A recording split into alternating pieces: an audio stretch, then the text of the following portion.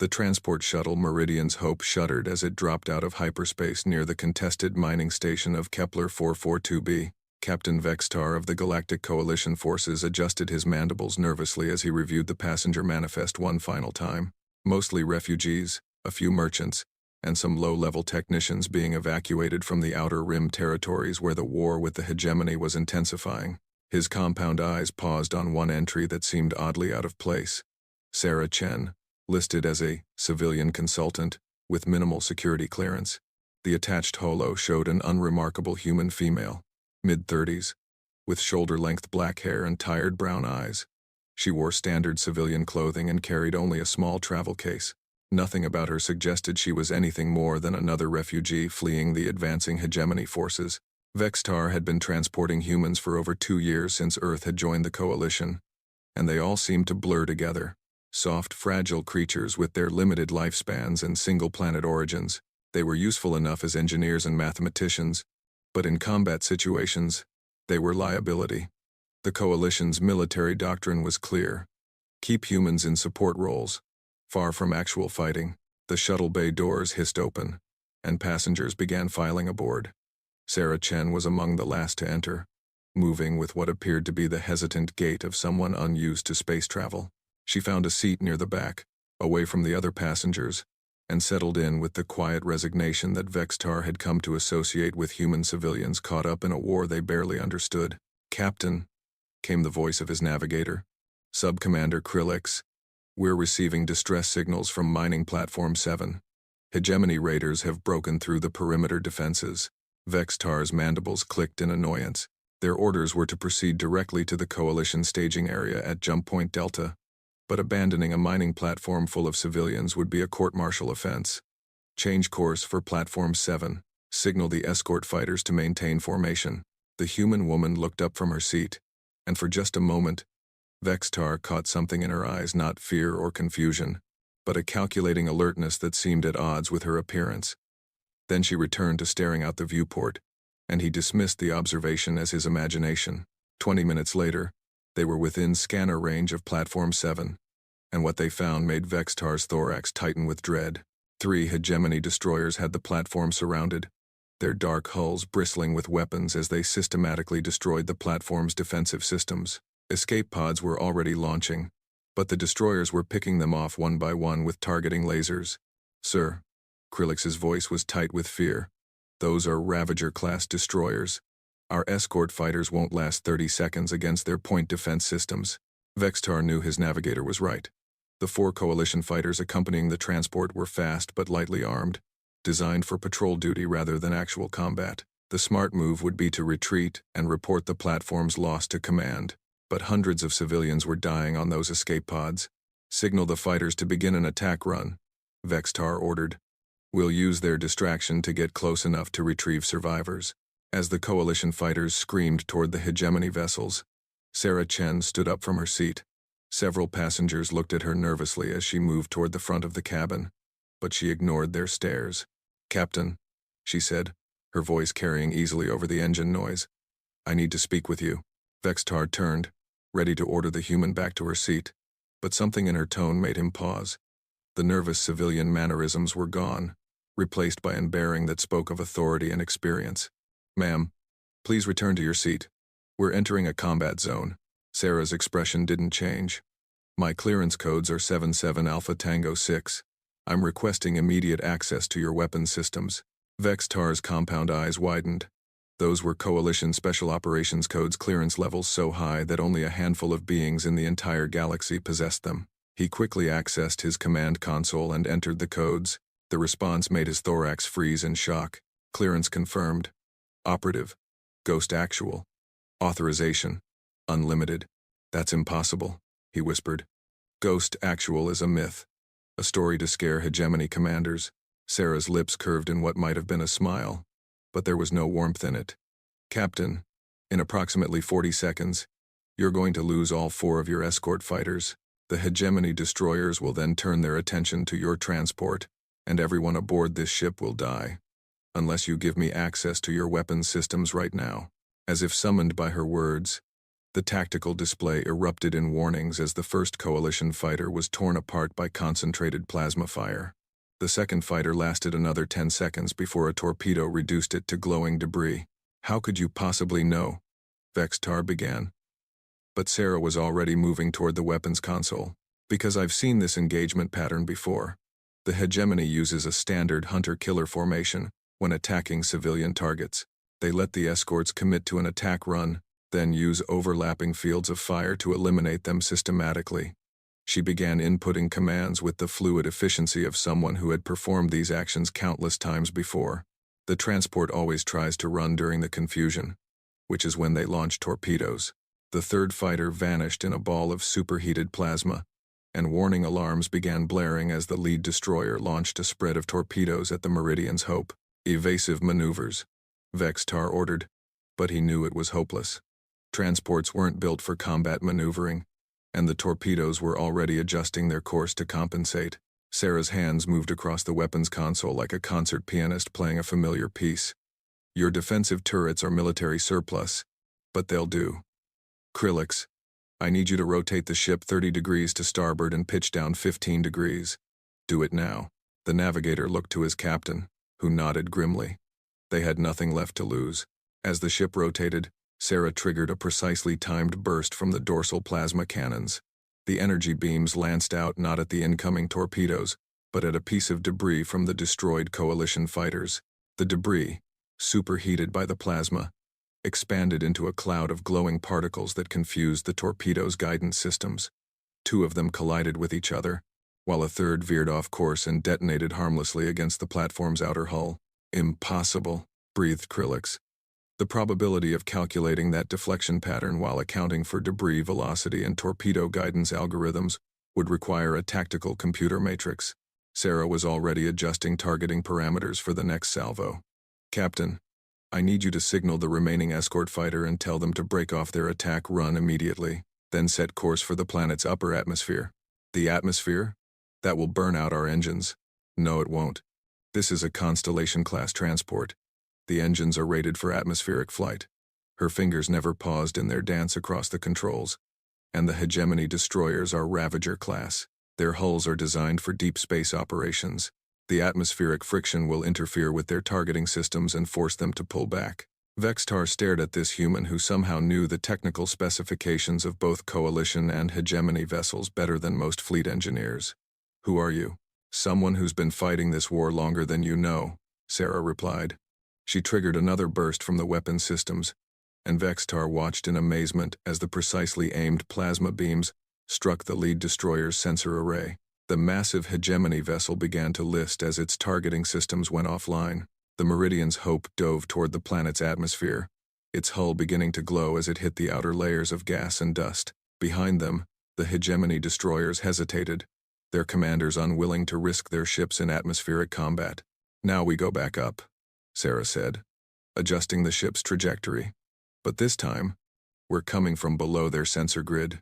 What followed was 20 minutes of the most precise combat maneuvering Vextar had ever witnessed. Sarah used every trick in the tactical manual, and several that weren't, exploiting weaknesses in hegemony doctrine that she seemed to know by heart.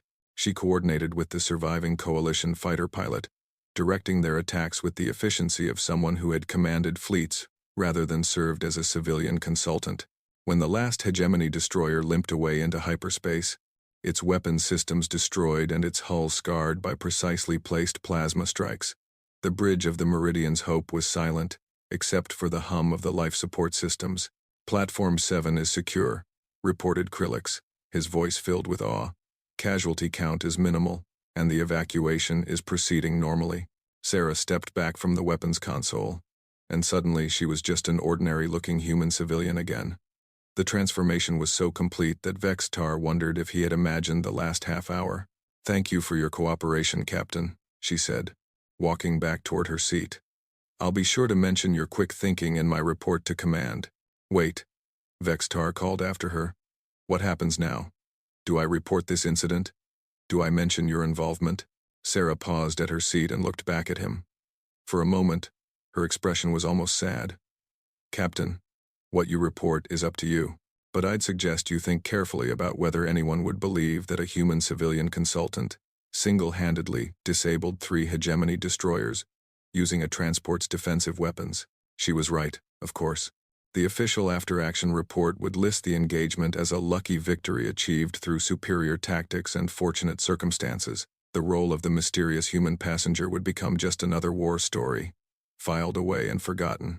But as the Meridian's hope continued toward Jump Point Delta, Vextar found himself studying the passenger manifest again. Sarah Chen, civilian consultant. Unremarkable, ordinary, forgettable, except for the fact that she had just accomplished something that should have been impossible. 3 days later, at the Coalition staging area, Vextar tried to find her among the disembarking passengers, but Sarah Chen had vanished as quietly as she had appeared, leaving only questions and a growing suspicion that the Galactic Coalition's human allies were far more than they seemed.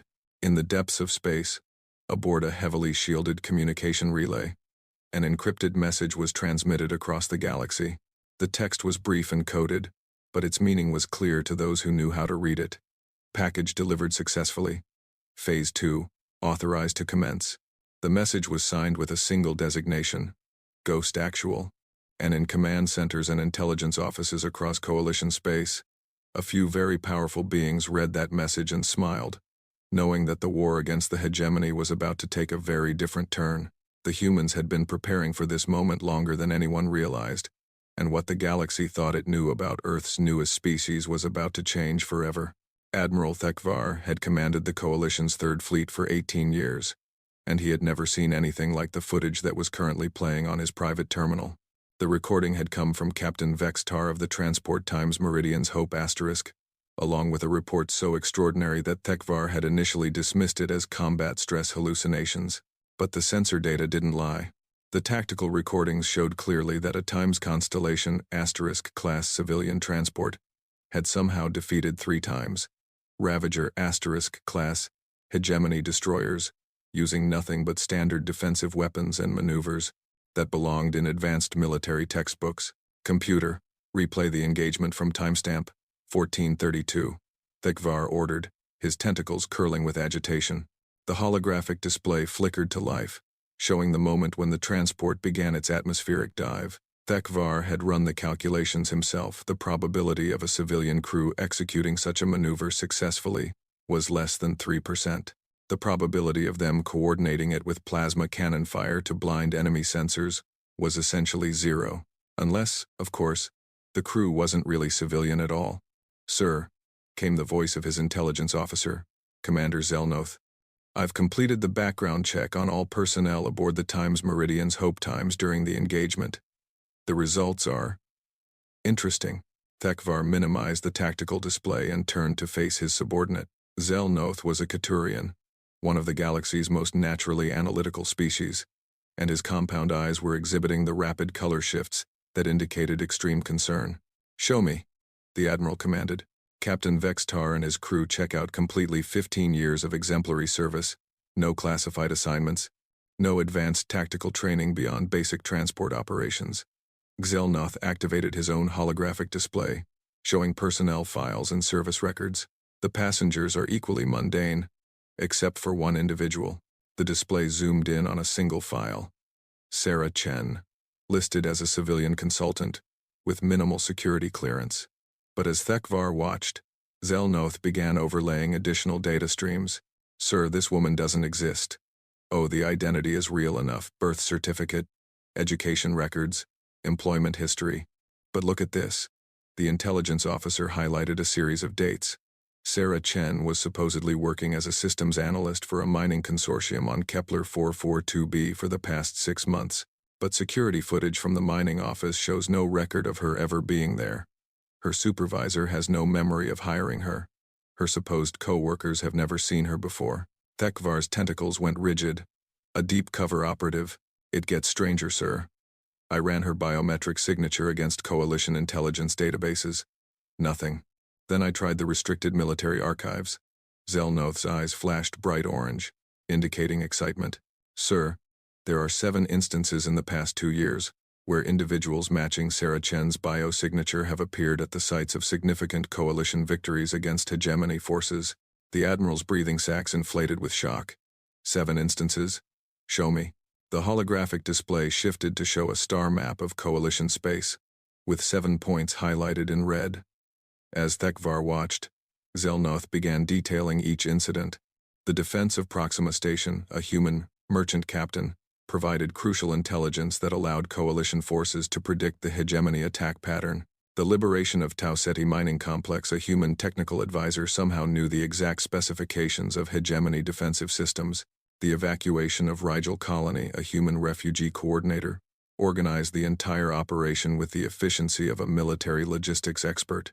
Each incident was accompanied by security footage showing the same unremarkable woman, sometimes with different hair colors or clothing, but always with those same calculating brown eyes. She's been operating across Coalition space for 2 years, Thekvar whispered. But why haven't we detected her before now? Because, sir, until Captain Vextar submitted his report with full tactical recordings, we had no reason to look. These incidents were classified as routine victories or successful evacuations.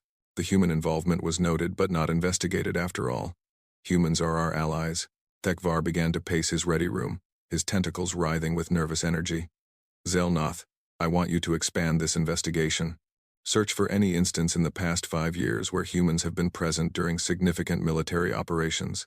Cross-reference with unusual tactical successes, unexplained intelligence breakthroughs, or any situation where Coalition forces performed significantly better than projected. Sir, that will require accessing classified files from multiple species intelligence services. The authorization alone could take— I'll provide the authorization, Thekvar interrupted. Something is happening here, something that could change the entire course of this war, and I intend to find out what it is before the hegemony does. While Admiral Thekvar was beginning his investigation, Sarah Chen was aboard a freighter bound for the Vega system, once again traveling under a different identity. To her fellow passengers, she appeared to be Dr. Elena Rodriguez, a xenobiologist traveling to study the unique plant life of Vega Prime. She spent her time reading scientific journals and making notes in a research tablet, the picture of academic dedication. In reality, she was reviewing intelligence reports transmitted through quantum-encrypted channels from deep within hegemony space. The information painted a troubling picture. The enemy had begun developing new tactical doctrines specifically designed to counter Coalition strengths, and their intelligence services were becoming increasingly suspicious about human involvement in recent Coalition victories. Sarah closed the tablet and stared out at the swirling colors of hyperspace. She had been operating behind enemy lines for almost 3 years now, since before Earth had officially joined the Coalition. The galaxy thought humanity was a young species that had stumbled onto faster-than-light travel only recently. But the truth was far more complex. Humans had been in space for much longer than anyone realized. Earth's governments had maintained the fiction of being a single-planet species while secretly establishing colonies and research stations throughout the local stellar group. When the Coalition first contacted Earth, humanity had already been observing galactic politics for decades, analyzing strengths and weaknesses, preparing for the day when they would need to take sides in the brewing conflict. The decision to join the Coalition had been strategic rather than ideological. The hegemony's expansionist philosophy and treatment of conquered species made them natural enemies of human interests. But humanity's leaders had also recognized that open military involvement would be disastrous. Human technology was advanced but not superior to either side, and Earth's population was tiny compared to the established galactic powers. Instead, they had chosen a different approach. A small group of highly trained operatives, all veterans of Earth's special forces, had been inserted into Coalition space with deep cover identities. Their mission was simple: tip the balance of key engagements through precise interventions, while maintaining the illusion that humanity was a minor partner species. Sarah had been one of the first volunteers for the program. Her background in military intelligence and xenopsychology made her perfect for understanding alien tactical doctrines and exploiting their weaknesses. Over the past 3 years, she and her fellow operatives had prevented dozens of Coalition defeats and turned several stalemates into decisive victories, but maintaining the deception was becoming increasingly difficult. Each intervention risked exposure, and enemy intelligence services were beginning to notice patterns. The incident with the Times Meridian's Hope Times had been necessary. Hundreds of civilians would have died otherwise, but it had also been the most public demonstration of human capabilities to date. Her contemplation was interrupted by a soft chime from her communications device. The message was brief and coded, but its meaning was clear. Assets compromised. Extraction protocol authorized. Sarah felt a cold knot form in her stomach. If extraction protocols had been authorized, it meant that Coalition intelligence services had identified her network and were actively investigating. Within days, possibly hours, her carefully constructed identity would collapse under scrutiny. But extraction also meant something else. Phase 3 of humanity's involvement in the galactic war was about to begin. The covert operations phase was ending, and soon the galaxy would learn what humans were truly capable of when they stopped hiding their abilities. She deleted the message and began making preparations. Dr. Elena Rodriguez would suffer a tragic accident during the journey to Vega Prime, and Sarah Chen would disappear entirely.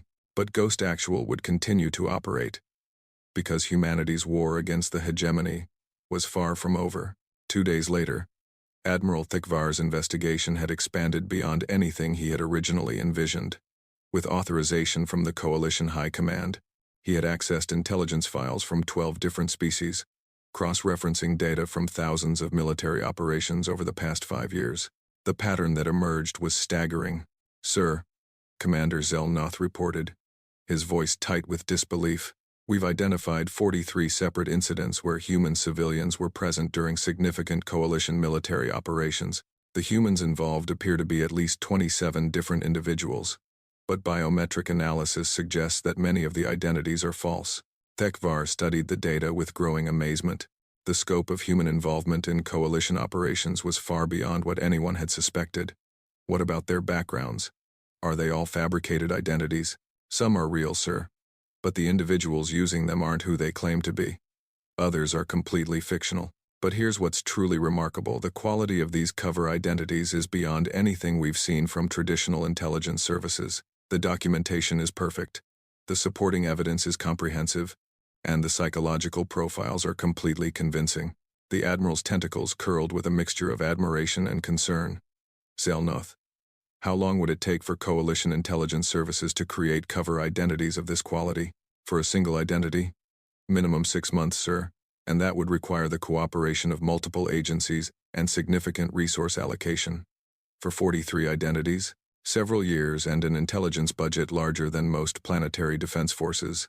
Thekvar was silent for a long moment, processing the implications. When humans had first contacted the Coalition, they had presented themselves as a relatively new spacefaring species with limited resources and a single home planet. But the evidence before him suggested capabilities that rivaled the most sophisticated intelligence operations in the galaxy. "Sir," Zelnoth continued, "there's something else. I've been analyzing the tactical successes associated with human presence, and I've identified something remarkable. In every case, the humans involved demonstrated intimate knowledge of hegemony, doctrine, technology, and strategic thinking. They didn't just provide assistance, they anticipated enemy actions with uncanny accuracy, as if they had been studying hegemony forces for years rather than months." Thekvar murmured, "Exactly, sir. And there's one more thing. We've received reports that several of these human operatives have suddenly vanished from their assignments within the past 72 hours. Their colleagues report various accidents, medical emergencies, or family crises that required immediate departure." Thekvar's breathing sacs constricted. A coordinated withdrawal of covert operatives could mean only one thing: humanity was preparing to reveal capabilities they had previously kept hidden. The question was whether this would be a revelation that helped the Coalition or one that fundamentally changed the balance of power in the galaxy. "Commander, I want you to prepare a classified briefing for the Coalition High Command. Include everything we've discovered about human involvement in Coalition operations, and I want to speak with Earth's representative to the Coalition immediately." "Sir, Ambassador Chen is currently unavailable. Her staff reports that she's been recalled to Earth for urgent consultations." Thekvar's tentacles went rigid. Ambassador Chen, the same surname as the mysterious operative who had saved the Times Meridian's Hope *. It could be coincidence, but in intelligence work, coincidences were usually deliberate signals. "Zelnoth, I want to know everything there is to know about humanity's true capabilities. Their real technology level, their actual population, Their hidden colonies. Everything. Because I have a feeling that what we thought we knew about our human allies is about to change dramatically. As if summoned by his words, and priority alert flashed across his command terminal. The message was brief but world-changing. Hegemony forces have launched a massive offensive against the Coalition's core systems. Human fleets are responding. Estimated time of arrival: 6 hours. Human fleets. Not ships or squadrons, but entire fleets that the Coalition had never known existed. Thekvar realized that Phase 3 of humanity's involvement in the Galactic War was about to begin, and nothing would ever be the same. The Coalition High Command Chamber had never seen an emergency session quite like this one. Representatives from 14 species sat around the crystalline conference table, their various breathing apparatus, translation devices, and environmental suits creating a symphony of mechanical humming. Admiral Thekvar stood at the center of the room, his tentacles betraying the nervous energy he was trying to suppress. "Honored representatives," he began. 12 hours ago, the Hegemony launched the largest coordinated offensive in the history of this war. They are attacking 7 core Coalition systems simultaneously, with forces that outnumber our defensive fleets by 3 to 1. Worried murmurs filled the chamber as the holographic display showed red indicators spreading across the star map like a plague. The Hegemony had clearly been planning this offensive for months, timing their strike to catch Coalition forces dispersed across the frontier regions. However, Thekvar continued, "We have received unexpected assistance. Human fleets have engaged Hegemony forces at all 7 target systems. These fleets were not part of any known Coalition deployment, nor were they registered in any military database." The Katurian representative, her compound eyes flashing with agitation, spoke first. "Admiral, Earth's contribution to Coalition military forces consists of 3 destroyer squadrons and a handful of support vessels. How can they possibly field multiple fleets?" Thekvar activated a new series of holographic displays, showing real-time footage from the battle zones. The representatives fell silent as they watched sleek, angular ships that looked nothing like Earth's known military vessels engaging Hegemony forces with devastating efficiency. "These are the human vessels currently engaging the enemy," Thekvar explained. "Initial analysis suggests they are using technology that is significantly more advanced than anything in Coalition databases. Their tactical coordination is flawless, and their weapons systems are proving highly effective against Hegemony defenses." The Volcari representative, a massive silicon-based being, whose voice resonated like grinding stone, rumbled his confusion. "This is impossible. We have detailed surveys of human industrial capacity. They lack the infrastructure to build such fleets." "With respect," came a new voice from the chamber's entrance, "your surveys were incomplete." Every head turned to see a human woman entering the chamber, flanked by 2 beings in environmental suits that none of the representatives recognized. The woman appeared to be in her 40s, with graying hair and the bearing of someone accustomed to command. She moved with the confident stride of a military officer, despite wearing civilian clothing. Admiral Thekvar's breathing sacs inflated with shock. "Ma'am, this is a closed session. I must ask you to—" "Admiral Thekvar," the woman interrupted. "I am Admiral Sarah Chen of the Terran Defense Force. I believe you've been looking for me." The silence in the chamber was absolute. Thekvar stared at this woman who bore the same face as the mysterious operative who had saved the Times Meridian's Hope asterisk, but there was no attempt at disguise now. She carried herself with the authority of someone who commanded fleets, not someone who hid in transport shadows. "That's impossible," the Katurian representative stammered. "Earth has no admiral-ranking officers. Your highest military rank is Colonel Harrison of the 3rd Destroyer Squadron." Sarah smiled, and there was something in that expression that made several representatives unconsciously lean back in their seats. "Colonel Harrison is a fine officer, but he commands our public face, not our military. My forces have been operating in this galaxy for longer than you might expect." She moved to the center of the chamber, and the holographic display automatically responded to her presence, shifting to show detailed tactical information about the ongoing battles. "The fleets you're watching are part of Task Force Terra, consisting of 47 capital ships, 138 destroyers, and supporting craft. We have been preparing for this hegemony offensive for 18 months. The Volcari representative's voice boomed with indignation. "You have been deceiving the Coalition. These forces should have been registered with High Command. Registered and placed under Coalition tactical doctrine." Sarah's voice remained calm, but there was steel beneath the words. The same doctrine that has resulted in the loss of 12 systems to hegemony forces in the past year. The same tactical approach that would have seen Platform 7 and 300 civilians destroyed if my operative hadn't intervened. Admiral Thekvar found his voice. Your operative. You're confirming that you've had covert agents operating throughout Coalition space, Admiral. For the past 3 years, Terran Special Operations personnel have been preventing Coalition defeats and ensuring that key strategic objectives were achieved. The 43 incidents your investigation identified represent only the operations where our people were forced to act openly. The chamber erupted in voices as representatives began shouting questions and accusations in a dozen languages. Sarah waited patiently for the noise to subside before continuing. Honored representatives, you can debate the ethics of our approach later. Right now, hegemony forces are 6 hours away from breaking through Coalition defenses at Proxima Centauri. If that system falls, they will have a clear path to Earth and to the homeworlds of half the species in this chamber. The holographic display shifted to show the battle at Proxima Centauri, where Coalition forces were clearly being overwhelmed. Hegemony battleships were systematically destroying the orbital defense platforms while smaller vessels began landing troops on the planetary surface. However, Sarah continued, Task Force Terra is currently en route to Proxima Centauri. Estimated arrival time, 47 minutes. We will engage and destroy the hegemony fleet. The Katurian representative's eyes flashed with skepticism. With respect, Admiral Chen, the hegemony force at Proxima consists of 2 battle groups over 60 capital ships. Even if your fleet is as advanced as you claim, those are impossible odds. Sarah's smile returned, and this time it was distinctly predatory. Ma'am, you're thinking like a Coalition commander. Humans don't engage in fair fights, we create advantages.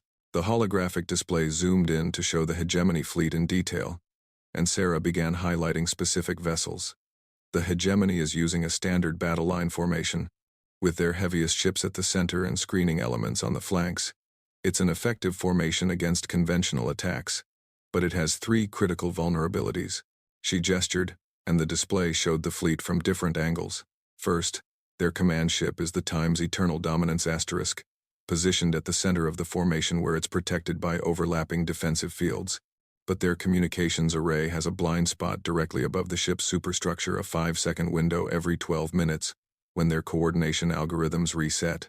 The assembled representatives leaned forward, caught despite themselves by the tactical analysis. Second, Sarah continued, their screening destroyers are using an automated formation protocol that assumes they're facing Coalition vessels with maximum engagement ranges of 40,000 kilometers. Human ships can engage effectively at twice that range. And third? Asked Admiral Thekvar. Third, the hegemony has never faced an enemy that uses quantum entanglement for real-time tactical coordination. Every ship in Task Force Terra is connected through quantum communication arrays that allow instantaneous coordination across the entire fleet. When we attack, it won't be 60 individual ships fighting 80 hegemony vessels, it will be 60 ships functioning as a single tactical entity. The display shifted to show the approaching human fleet, and even the representatives who had been most skeptical fell silent. The ships were unlike anything in Coalition databases, sleek predatory forms that seemed to slice through space with minimal energy signatures. They moved in perfect coordination, like a school of fish or a flock of birds responding to invisible signals. How is this possible? Whispered the Volkeri representative. Your species has been in space for less than a century. Sarah's expression grew serious.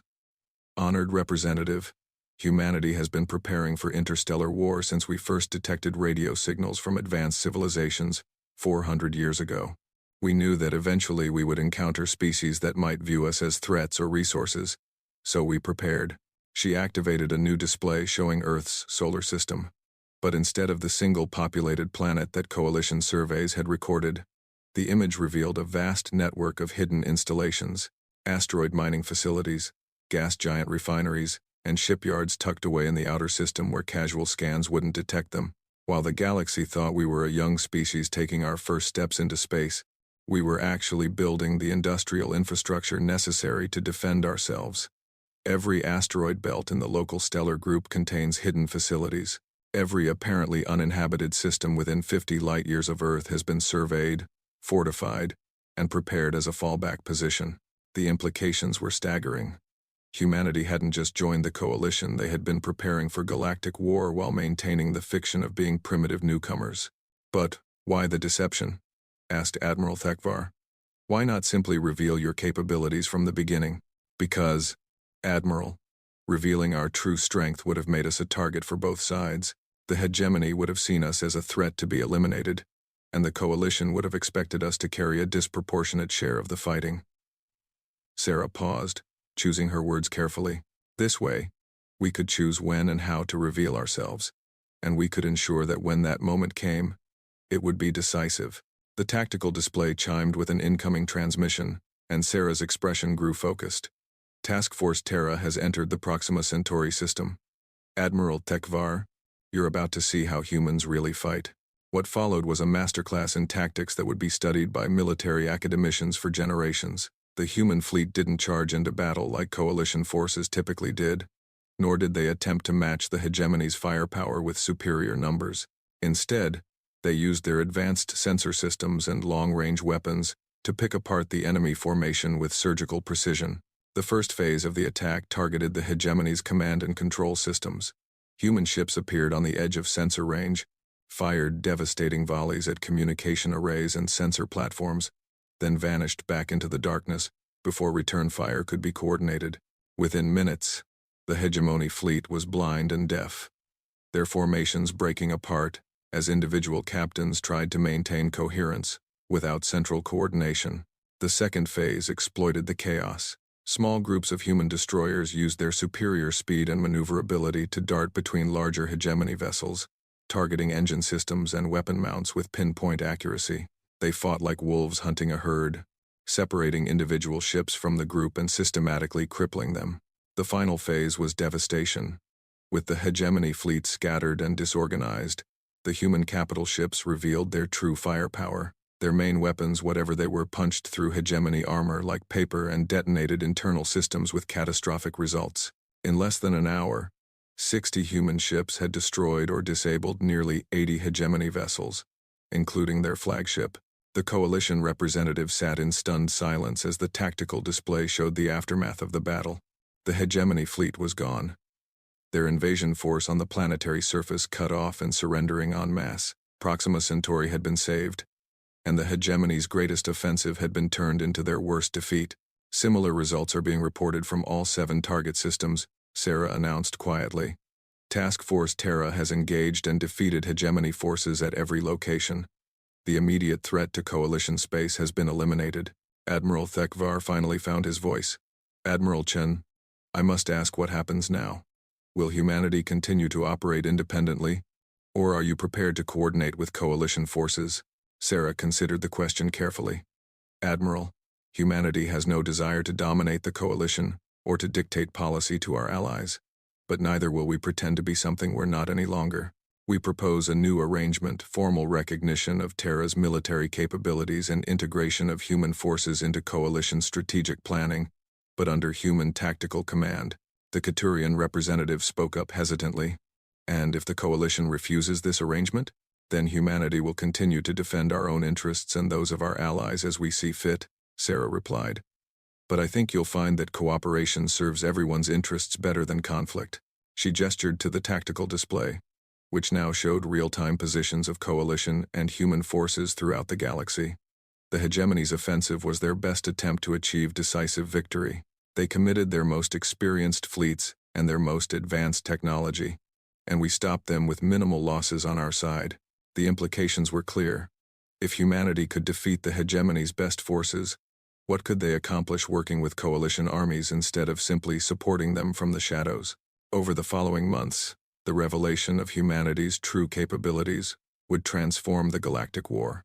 Coalition tactical doctrine was revolutionized by human innovations in coordination and precision engagement. Hegemony forces, demoralized by their catastrophic defeats, began surrendering entire systems rather than face the possibility of engaging human fleets. But perhaps most importantly, the mystery of Earth's capabilities had been revealed. The galaxy learned that humanity's greatest strength wasn't their technology or their tactics, it was their patience. While other species had rushed to expand across the stars, humans had waited and prepared, studying their potential enemies and building the tools they would need not just to survive, but to prevail. Admiral Sarah Chen, once known only as the mysterious operative Ghost Actual, became humanity's first representative to the Coalition Strategic Command. Her story of appearing ordinary while hiding extraordinary capabilities became a metaphor for humanity itself. And in the archives of the Coalition military, the battle footage from Task Force Terra's debut was classified at the highest levels, not to hide humanity's capabilities, but to preserve the tactical advantages that had made their victories possible. The woman who had appeared ordinary had revealed not just her own true identity, but the true nature of her species, and the galaxy would never underestimate humanity again.